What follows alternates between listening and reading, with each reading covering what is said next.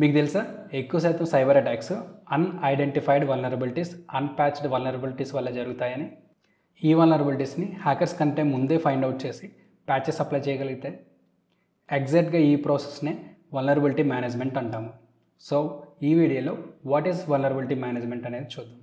Vulnerability management is a continuous process of identifying, assessing, prioritizing and fixing security weaknesses in your organizations, systems and networks.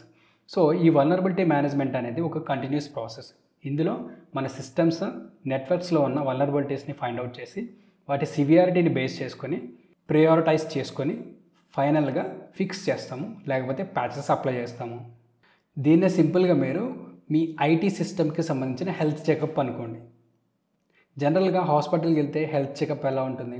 Doctors scan చేసి ఏమైనా issues ఉన్నాయా, లేకపోతే ఏమైనా health conditions సరిగ్గా లేకపోతే వాటికి సంబంధించి మెడిసిన్ ఇవ్వడం కానీ దానికి సంబంధించిన ఒక ప్రాసెస్ ఫాలో అయ్యి మన హెల్త్ బాగుండేలా చేస్తారు.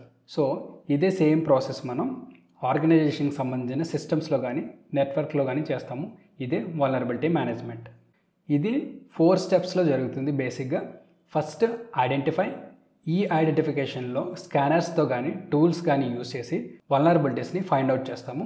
నెక్స్ట్ అసెస్ చేయడం, అంటే వాటి సివియారిటీ ఎలా ఉంది అనేది తెలుసుకోవడం, దానివల్ల ఏం ఇంపాక్ట్ జరుగుతుంది అనేది అసెస్ చేయడం.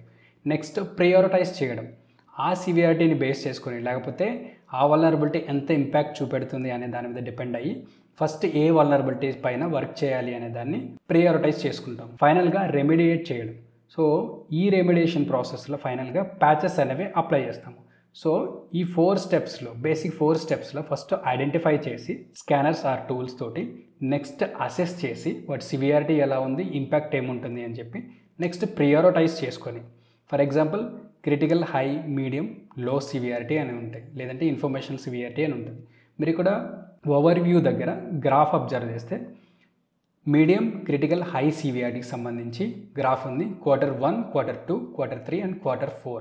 సో ప్రతి క్వార్టర్లో ఎన్ని క్రిటికల్ సివియారిటీ వల్నరబిలిటీస్ ఉన్నాయి, ఎన్ని మీడియం సివియారిటీ వల్నరబిలిటీస్ ఉన్నాయి, ఎన్ని హై సివియారిటీ వల్నరబిలిటీస్ ఉన్నాయి అని చూసి వాటి ఇంపాక్ట్ని బేస్ చేసుకుని మనం వాటిపైన వర్క్ చేసి ఆ కౌంట్ అనేది తగ్గిస్తూ ఉంటాం అనమాట. అంటే వల్నరబిలిటీస్ లేకుండా ప్యాచెస్ అప్లై చేసి ఆర్గనైజేషన్ని కానీ నెట్వర్క్ని కానీ సెక్యూర్ చేస్తూ ఉంటాము.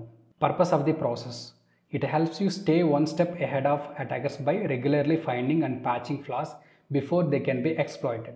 సో ఈ ప్రాసెస్ ఎలా యూజ్ అవుతుంది అంటే అటాకర్స్ కంటే ముందే, ఒక అడుగు ముందే మనం వల్నరబిలిటీస్ని ఫైండ్ అవుట్ చేసుకొని స్కానర్స్ ద్వారా కానీ టూల్స్ ద్వారా కానీ వాటికి ప్యాచెస్ అప్లై చేయడం వల్ల మనం సెక్యూర్గా ఉండగలుగుతాము.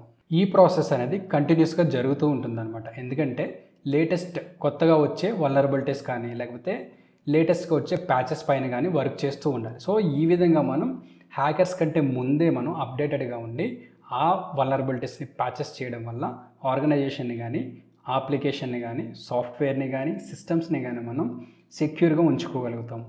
ఎలా అయితే హ్యాకర్స్ లేటెస్ట్ వల్నరబిలిటీస్ని యూజ్ చేసి ఎక్స్ప్లాయిట్ చేస్తారో అదేవిధంగా మనం డిఫెండ్ చేయడానికి వర్క్ చేస్తాము. ఫర్ ఎగ్జాంపుల్ మీరు ఒక సర్వర్ని యూజ్ చేస్తున్నారు. ఆ సర్వర్ ఓల్డర్ వర్షన్ పైన రన్ అవుతూ ఉంటుంది. ఆ ఓల్డర్ వర్షన్ పైన ఉన్న వల్నరబిలిటీస్ని యూజ్ చేసుకొని అటాకర్స్ అటాక్ చేయొచ్చు. కానీ వల్నరబిలిటీ మేనేజ్మెంట్ అనే ప్రాసెస్ మనం ఫాలో అవుతూ ఉంటే ఆ సర్వర్ని ఐడెంటిఫై చేసి ఆ వల్నరబిలిటీస్ని ఫిక్స్ చేసి ప్యాచెస్ అప్లై చేయడం వల్ల ఆ సర్వర్ని మనం సెక్యూర్ చేయగలుగుతాము. వల్నరబిలిటీ మేనేజ్మెంట్ ప్రాసెస్ అనేది సైబర్ సెక్యూరిటీలో ఒక స్ట్రాంగెస్ట్ బ్యాక్ బోన్ అని చెప్పొచ్చు.